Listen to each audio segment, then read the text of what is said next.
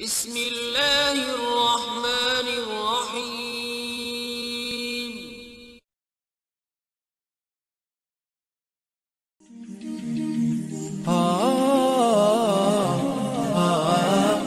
Bismillahirrohmanirrohim. Assalamualaikum warahmatullahi wabarakatuh.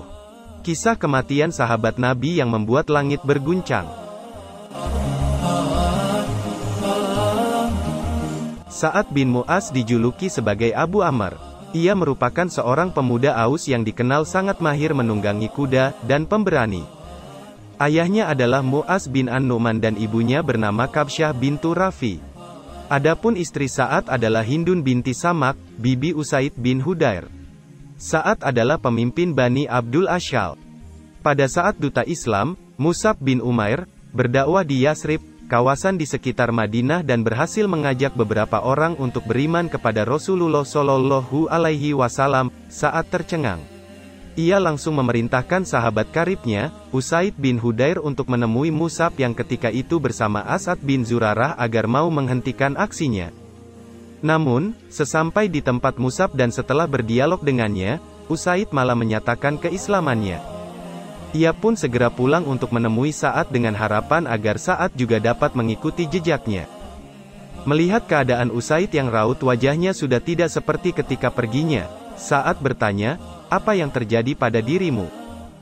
Usaid lalu menjawab, "Aku sudah berbicara dengan dua orang tersebut.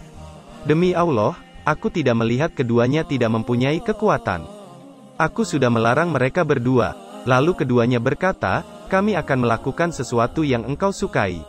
Aku sudah diberitahu bahwa Bani Haritsah sudah menemui As'ad bin Zurarah untuk membunuhnya, karena mereka tahu bahwa anak bibimu telah menghinamu." Mendengar hal itu, Sa'ad bangkit dengan rasa marah, mengambil tombaknya lalu menghampiri As'ad bin Zurarah dan Mus'ab. Namun, tatkala Sa'ad melihat keduanya yang duduk tenang-tenang saja, barulah ia menyadari bahwa Usaid bermaksud mengakalinya agar dia bisa mendengar apa yang disampaikan mereka berdua. Dengan wajah cemberut Sa'ad berdiri di hadapan mereka berdua, lalu berkata kepada As'ad bin Zurarah, "Demi Allah wahai Abu Umamah, kalau bukan karena ada hubungan kekerabatan antara kita, aku tidak menginginkan hal ini terjadi. Engkau datang ke perkampungan kami dengan membawa sesuatu yang tidak kami sukai." Mus'ab berkata kepada Sa'ad, "Bagaimana jika engkau duduk dan mendengar apa yang aku sampaikan? Jika engkau suka terhadap sesuatu yang aku sampaikan, maka engkau bisa menerimanya. Dan jika engkau tidak menyukainya, maka kami akan menjauhkan darimu apa yang tidak kau sukai." "Engkau cukup adil," kata Sa'ad sembari menancapkan tombaknya, dan duduk bersama keduanya. Lalu Mus'ab menjelaskan Islam kepadanya dan membacakan Al-Quran dari permulaan surah Az-Zukhruf. Kemudian Sa'ad bertanya, "Apa yang kalian lakukan tatkala dahulu kalian masuk Islam?" "Hendaklah engkau mandi, bersuci dan mempersaksikan dengan kesaksian yang benar," jawab Mus'ab. Maka Sa'ad segera mandi dan bersyahadat, kemudian sholat sebanyak 2 rakaat. Ia memungut tombaknya, lalu kembali menuju balairung yang di sana ada kaumnya. Setelah berdiri di hadapan mereka, ia berkata, "Wahai Bani Abdul Ashal, apa pendapat kalian tentang diriku di tengah kalian?" Mereka menjawab, "Engkau adalah pemimpin kami, orang yang paling kami ikuti pendapatnya di antara kami dan orang yang paling kami percaya." Sa'ad melanjutkan, "Tak seorang pun di antara kalian, baik laki-laki maupun wanita dilarang berbicara denganku sebelum kalian beriman kepada Allah dan Rasul-Nya. Belum sampai petang hari, tak seorang pun baik laki-laki maupun perempuan di Bani Abdul Ashal melainkan sudah menjadi muslim dan muslimah. Sesudah itu, jalan hidup Sa'ad mulai berubah. Ia mengabdi dan berjuang untuk Islam adalah pilihannya. Dalam waktu yang singkat ia telah mengukir banyak momen-momen kepahlawanan yang luar biasa. Saat Rasulullah Shallallahu Alaihi Wasallam harus perang di Badar, Sa'ad yang mewakili orang-orang Ansor memberikan sikap dan dukungan yang tegas. Pada perang Uhud yang bergejolak, Sa'ad menjadi tameng Rasulullah, tegak berdiri di sisi beliau. Di Handak, ia turut mempertahankan Madinah mati-matian. Ia terluka terkena panah Hibban bin Qais al-Araqah. Kemudian Rasulullah memerintahkan untuk merawat Sa'ad di kemah Rufaidah agar memudahkan beliau untuk menjenguknya.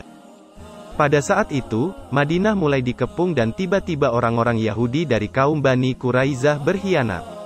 Mereka turut bersekutu dengan Quraisy, padahal sebelumnya ia telah melakukan perjanjian dengan Rasulullah Shallallahu Alaihi Wasallam.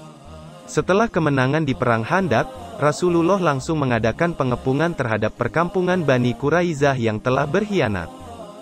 Setelah 25 hari, akhirnya orang-orang Yahudi Bani Quraizah menyerah. Mereka meminta dihakimi oleh orang dari kaumnya sendiri. Maka Sa'ad bin Mu'az yang disepakati dan Rasulullah menyetujui. Di tengah rasa sakit karena luka yang terus memburuk, Sa'ad berdoa, "Ya Allah, janganlah engkau cabut nyawaku, sampai aku menyelesaikan urusanku dengan Bani Quraizah." Sa'ad bersikap tegas, ia memutuskan hukuman untuk para laki-laki dewasa untuk dibunuh, para wanita dijadikan tahanan dan harta mereka dibagi rata. Rasulullah bersabda, "Sesungguhnya engkau telah menghukumi dengan apa yang ada di atas langit."